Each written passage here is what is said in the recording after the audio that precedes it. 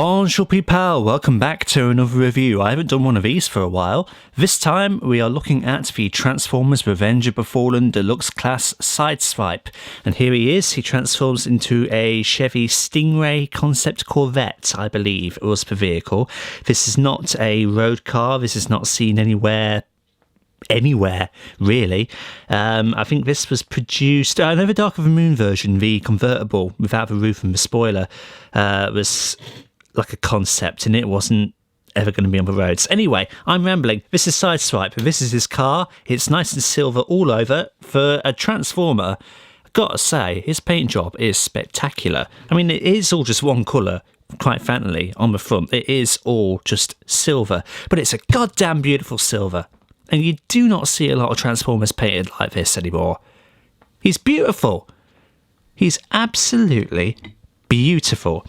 And you've got these blue translucent windows along the front and the back here. I imagine, well, I'm about to say this not knowing a single thing about cars, but I imagine the engine would be back here?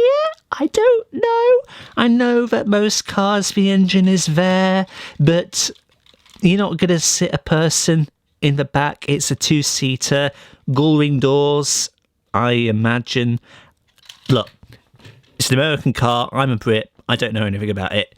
I just know it's a Stingray. Anyway, he rolls okay.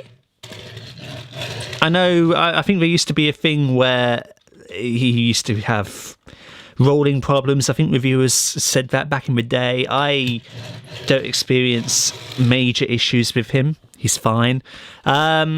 Nice detailing on the front. You've got the Chevy symbol on the top there. Panel lines all over, but he's a very panelly Transformer. You've got nice red rear lights there, so that's cool. You've got a symbol there. You've got these exhausts which can go in and out, in and out, in and out, in and out. Don't know why. Come to the underside and the illusion kind of breaks and you can tell what becomes what. Arms, legs. Beautiful looking vehicle mode. Just a bit of a shame about all the panel lines, but hey ho, what are you going to do? Looking at size comparisons, or just car comparisons in this case, we're going to bring out another Chevy. This is Crosshairs, Major Extinction. You can find the review for him up in the title card. And I think in his review I compared these two. They're very similar sizes in terms of cars. He's thicker and bigger and crappier. Yeah, let's get him out of the way. And let's bring in Sideswipe's, in air quotes, adversary, Sideways. Both have side in the name. Both silver cars. Except he's a duller silver.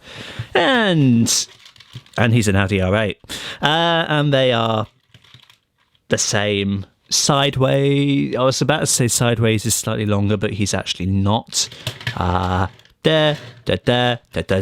So, looking at transformation, I like to begin by tearing out the arms for a start. I'm going to pan up slightly. So, unclip the doors ever so slightly from there on either side. And then really you want to be grabbing the tyres and kind of forcing them. Oh, I didn't sound good, did it? But that got his arm out. It does get in there very well. That one came out nicer. And then just hinge them up on these joints here and just leave them out for a bit. If you like, you can bend them down like that inside of the real arches, and that just gets them in position for complete robot mode. We're going to come back to the front now, and we're going to unclip these bits from the front, and we're just going to let it hang ever so slightly. We're going to take the top of the car and we're going to split it, and we're just going to fan them out, and we will come back to them near the end of the transformation.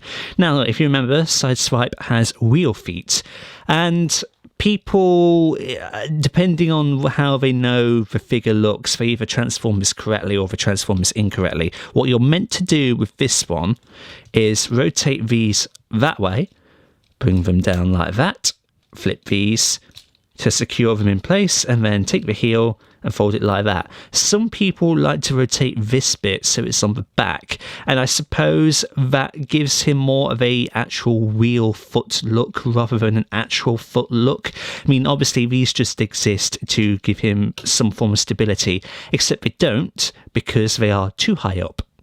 So he is still rolling on his wheels and he falls over a lot. But anyway, rotate, slip that, fold that, fold the feel, fold the feel, not the heel, the feel, yeah. And there you've got his feet and consequently his legs all done. Now, the trickiest part of the transformation is hinging all of this bit back. In some cases, and especially if you're trying to turn him into car mode, something tends to get stuck here. And I don't ever understand what it is, but he feels like he's going to cooperate with me today. So you want to be folding all of this back, then take this and hinge it all the way back like that. I'm going to push his head back in just for a minute. You can fold them back, although what purpose that serves, I don't entirely know. I feel like if you had that up, does it make that sit any more flush? No, it doesn't. So fold it back. Now, get the lower torso and just hook it over the arm joints. And then there's a tab that tabs in right there. Keep pushing his head in, because when you tab this in there, that will actually pop his head up. At least it should, in theory, if I can get my fingers out of the way. I said it should, in theory. Why is it not doing it? There we go, that's better. Have him like that. We'll fold out the hands now. This is another case where you could do with getting like a screwdriver or something, or if you've got a long enough nail. One wrist is more flexible than the other, it seems. And then with these, the neatest way of compacting them up is to bring them like that, and then fold these through the wheel arches all the way until they're like that. So once again, fold that like that. And there you have Sideswipe in his robot mode. Now, as you could probably tell, he's not going to stand up, and as I discussed during the transformation, this is to do with him having wheel feet. Yes, and these bits not being low enough to actually act as proper toes or heels or anything. And I thought I was onto something there. It would be a blessed day if you can actually get this guy to stand up. I was looking at reviews for him a few... Oh, there we go! Hey, we did it! I've got him rocked back on his heels, and he's actually standing. So let's just take a look at Sideswipe, and let's not actually touch him while we're doing this. Doesn't he look good? I mean, he's got a load of kibble on him, but this was the very first Sideswipe figure for the Revenge of the Fallen envisage of him. Dark of the Moon, well, in fact, before we talk about Dark of the Moon, Revenge of the Fallen did another version of him called Sidearm Sideswipe, where they gave him a more movie accurate look, which encompassed a completely different transformation. The Western version had red decos of flames all over him. I believe the Takara version got rid of that. And, you know, from a certain perspective, that version is better. It is more movie accurate, but I always liked this one more. He just looks more badass, and he looks a lot more streamlined, really, because with the other version, the front of the car becomes the arms, like it should from the film, but it doesn't have a nice enough profile to me.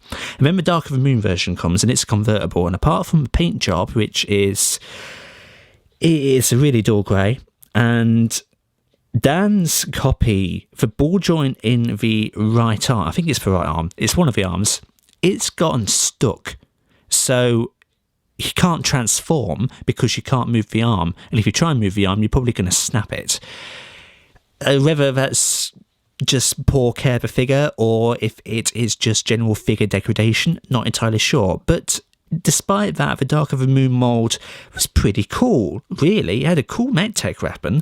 The paint job just let it down, but as a figure, very serviceable. And then you got the Studio Series version lately, well, a couple of Studio Series versions, and I still don't think they're quite as good as this one.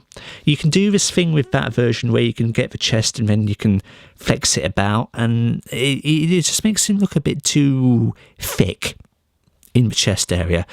So this Sideswipe I still think is my personal favourite, despite his really bad feet. So zooming in and taking a look at his head, you can see it is nicely painted silver. There is some detailing on the mouth. Now, notoriously, we can't zoom in any further because we won't be in focus, but hopefully you can tell from this angle the detailing that he has got. He has a nice Autobot symbol right there.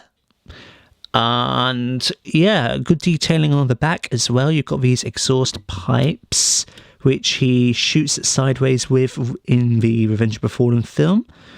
Panning down, you can see the doors are on his arms. We'll look at that in a second. His torso is nicely sculpted and still coming down. The silver carries on onto his legs. You've kind of got like these piston things here, which actually probably work. You've got the blue on his kneecaps, which is the mecha life of this figure. And then his legs are somewhat chicken-legged, a movie aesthetic again. And then the feet are obviously the wheels. You've got the front of the car acting as the toes and the heels, but we've talked about that to death already. Sideswipe has some light piping. You can see how easy he is to knock over. Right, if we hold him up, I've had to get a load of his back junk out of the way just to be able to get my light source in at the good enough angle, and there we go. Now we can see the light piping in action. We'll start with the Mecha Live in terms of gimmickry, just because it's the least interesting of the two. You can see this piston thing here, which actually works. If you bend the knee, then the kneecap extends some more, showing more of that blue. The more interesting thing is if we come to these door panels, and we only need to take one part of it, and if we move it, the other then splits apart and goes round the tyre and creates Sideswipe's infamous swords. And that looks so good. That really does look good. I mean, it's not quite accurate to the film because, again, they popped out the fronts of the cars, which are now this and on the back here. But it's still, I think it's the most ingenious way that they've ever been able to incorporate the swords into a Sideswipe figure, because the Dark of the Moon one, they were just one big thing and they just it out.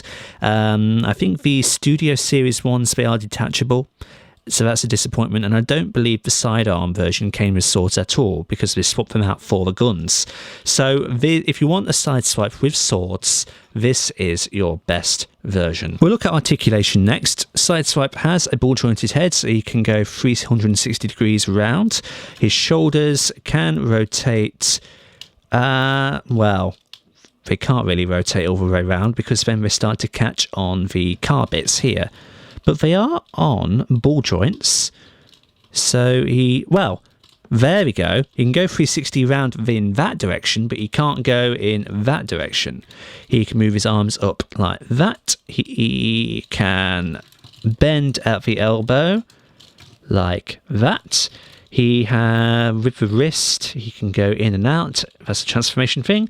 He has nothing at the waist. He has these piston things on his upper legs here, so he actually has a very interesting and diverse range of articulation there. He can pull off many interesting poses. He can spread his legs about that far. He can move them back only that far because of this gets in the way, but he can do an alright kick. It's nothing to write home about.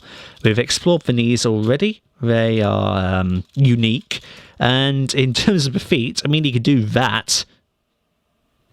And he, wheels. So what use does he have for actual feet? Oh, look at that. I got him standing. In terms of a size comparison then, I've got a few different guys to show off. We have Kingdom Cyclonus to compare him to a modern day Voyager class figure. And he's not that bit much smaller, is he? Let's be honest, he's really not. In terms of a wave mate, we've got Breakaway here, who is slightly smaller than Sideswipe. That's the deluxe for you. And then to compare Sideswipe to a modern day leader class figure, this is Studio Series Grindor. He's not that much smaller, to be honest. I mean, Grindor here, he may be a leader class, but he's actually the size of a Voyager class. Yeah. how the size classes have changed. It might be an interesting video to do, actually, to explore how Transformers sizes have abruptly changed over the years. So there we go then, that is Sideswipe, and I think he is an awesome figure. He's aged really well, he's still painted superbly, he's one of the best painted Sideswipes, he's one of the best looking Sideswipes. I know later versions have emphasised character model accuracy over this one, but I think from a playability standpoint, this guy still reigns supreme. You've got the awesome arm blades, you've got the very easy and interesting transformation, and he just can't stand up, and that's the biggest pet peeve about this figure. He can't stand up. Later versions have rectified this and they've created better feet for him, but I don't think they're as good of figures. This guy is all one piece, there's no parts forming involved, he still looks great on the shelf. Yes, he's got a backpack, but all Sideswipes inevitably have a backpack. Yeah, he may have been the first attempt, and there may be better ones out there statistically, but this guy, for me, is still the definitive version. And I love him, and I highly recommend him. So thank you everybody so much for stopping by and checking out this review. Like and subscribe if you haven't already, and share it around to help out the channel. And until the next time, see you all later.